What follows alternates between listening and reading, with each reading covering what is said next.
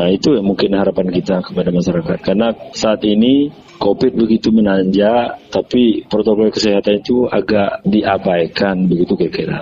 Aparatur desa di Kecamatan Silinera, Aceh Tengah akan divaksin secara massal. Program perdana ini dilakukan bertahap, dimulai dari kepala desa atau RJ pada 15 Juni di puskesmas tempat. Berikutnya dilanjutkan dengan aparatur desa dan masyarakat hingga 19 Juni 2021. Camat Silinera Darmawi kepada RRI mengatakan, ada sekitar 4.000 dosis yang diberikan pemerintah untuk Kecamatan Silinera. Program itu gratis, khusus kepada kalangan masyarakat, diprioritaskan kepada warga lanjut usia yang dianggap rentan terpapar.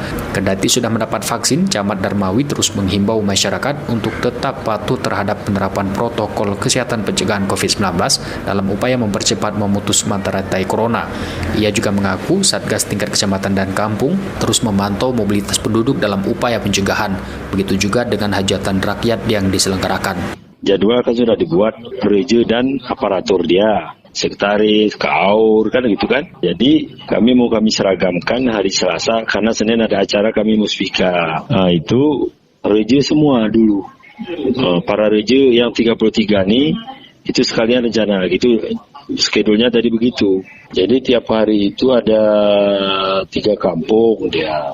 Dirilis Satgas Corona untuk Aceh Tengah pada Rabu malam, jumlah kasus positif COVID 468 orang, 125 dirawat, 325 sembuh, dan 18 orang meninggal dunia.